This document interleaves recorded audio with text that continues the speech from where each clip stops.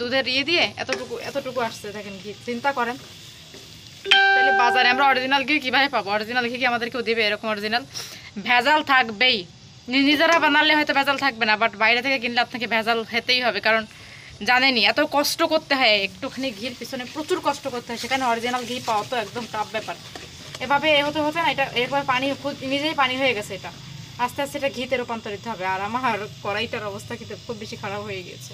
এইভাবে ঢালতে ঢালতে ঘিটা তৈরি হয়ে যাবে। দেখতে পাচ্ছেন ভীষণ সুন্দর হয়ে গেছে। এখন বন্ধ করে দিবা, গরম হবে তারপর, ঠান্ডা হবে তারপরে না। হ্যালো এভরিওয়ান, আসসালামু আলাইকুম। সবাই কেমন আছেন? আশা করি সবাই অনেক ভালো আছেন। আলহামদুলিল্লাহ আমরা অনেক ভালো আছি। তো আজকে হচ্ছে আমার বর এই যে ঘি বানাচ্ছে। আপনারা অনেকেই জানেন যে ঘি কীভাবে বানাতে হয়। তো আজকে আমার বর এই যে ঘি বানাচ্ছে। দুধের উপরে যে শর্টটা থাকে, উপরে যে মাখনটা থাকে দুধের উপরে, তো ওইটা দিয়ে কিন্তু ঘি বানাতে হয়। যারা যারা ঘি বানাতে পারেন তারা কিন্তু জানেন। তো দেশি ঘি বানাচ্ছে, আমাদের বাড়ির টাটকা দুধের দেশি ঘি এটা বানাচ্ছে এখন আমার বর। এই দেখেন, এই যে এটা হচ্ছে দেশি ঘি। তো দেশি ঘি বানাচ্ছে এখন সে। এই যে এটা হচ্ছে দুধের ইয়াতে বানাতে হয়, মাখন দিয়ে সর দিয়ে বানাতে হয়, সেটাই বানাচ্ছে। আমার জন্য বানাচ্ছে স্পেশালি দুধের। অনেকক্ষণ এটা অনেক দিন ধরে দুধের যে মাখনটা ওইটা জমায় রাখছিল। রাখার পরে এখন হচ্ছে যে অনেকখানি যখন হয়ে গেছে তখন ওইটা দিয়ে এখন ইয়া বানাচ্ছে, ঘি বানাচ্ছে। আমাদের বাসায় এরকমই কিন্তু ঘি বানাই আমরা নিজেরা। এখনও আধা ঘন্টা লাগবে। এটা অনেক দিনের দুধের সর, সেটা ফ্রিজে রেখে দেওয়া হয়েছিল বক্সে করে। তারপরে হচ্ছে যে সেটা এখন বানানো হচ্ছে, প্রসেসিং করে ঘি বানানো হচ্ছে। মা আমার উপরে ছিটে যাচ্ছে।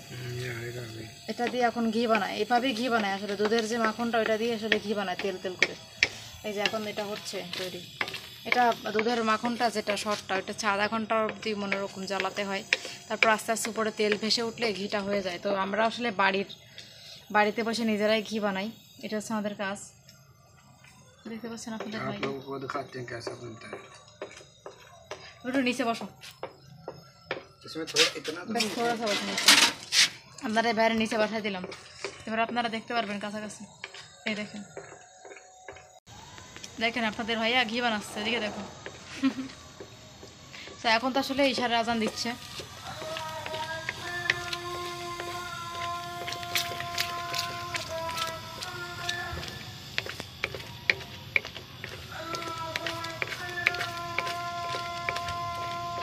बता दो ना ये कैसे बनता है, बता दी।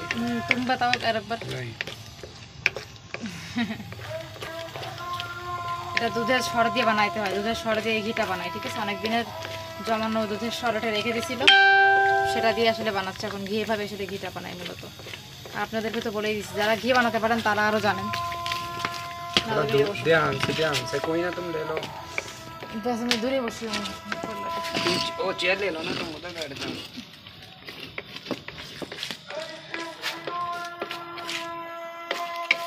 अभी सड़ना शुरू हो गया। अभी पानी में थोड़ा थोड़ा पानी आएगा, फिर उसके ऊपर घी आएगा, फिर ये जो सड़ के ना नीचे चला जाएगा।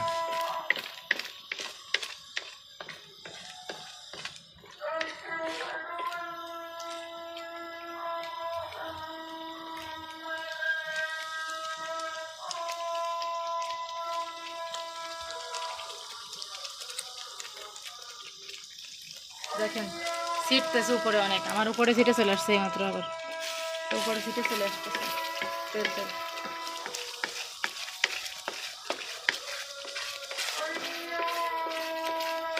ঘি তো কিনে খাই বাংলাদেশে, আমি বাংলাদেশে কিনে খাইছি। আর এখানে হচ্ছে নিজেরা বানাই খাই বাড়িতে নিজেরা ঘি বানাই খাওয়ার মজাই আলাদা।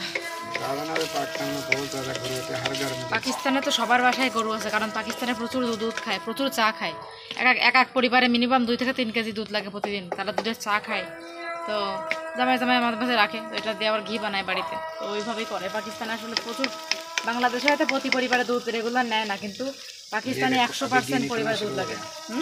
घी निकलना शुरू हो गया। এই যে ঘি এখন উঠতেছে, এই দেখেন উপর দিয়ে ঘি এখন শুরু হচ্ছে, তেল তেল তেল তেল ঘি এখন উঠতেছে উপরে।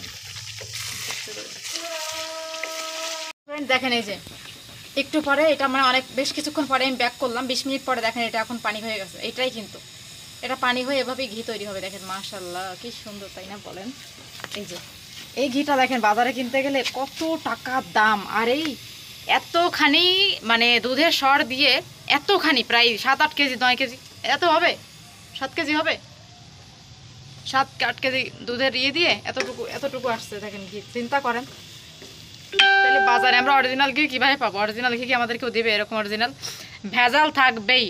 নিজেরা বানালে হয়তো ভেজাল থাকবে না, বাট বাইরে থেকে কিনলে আপনাকে ভেজাল খেতেই হবে, কারণ জানেনই এত কষ্ট করতে হয়, একটুখানি ঘির পিছনে প্রচুর কষ্ট করতে হয়, সেখানে অরিজিনাল ঘি পাওয়া তো একদম টাফ ব্যাপার।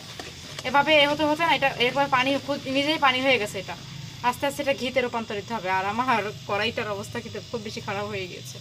এইভাবে ঢালতে ঢালতে ঘিটা তৈরি হয়ে যাবে। দেখতে পাচ্ছেন ভীষণ সুন্দর হয়ে গেছে। এখন বন্ধ করে দিবা? গরম হবে তারপর, ঠান্ডা হবে তারপরে না? ঠান্ডা হবে তারপরে না? তুমি কিসের ঢালবা আগে? না ওইটা তো হবে হবে ফুলে যাবে। দুইটা দুইটা না দুইটা দুইটা না, ওই না, অনেক গরম। এখন ঘিটাকে প্রসেসিং করা হচ্ছে। এই তুমি মোটা করে ধরো, হাত পড়ে যাবে। বিসমিল্লাহ। এই দেখেন, এই যে এই সরি দেখেন এখানটা ঠিক আছে। এই ঘিটা কিন্তু ঢালতেছে দেখেন, ছেঁকে নেওয়া হচ্ছে এটাকে। এটা ভুল পানিতে রাখতে হবে, নাহলে এটা উঠবে না। এই দেখেন दूध बहुत पतला था ये वाला। पतला दूध होता है कैसे? जो पतला है उसमें कम होता है। साफ दो रे, इसके अंदर घी है बहुत, साफ दो। मैं तो नीचे देख रहा था कितना बना। ठंडा होने दो ना, कि साफ ना देने से नहीं होगा। हाँ साफ देना पड़ेगा।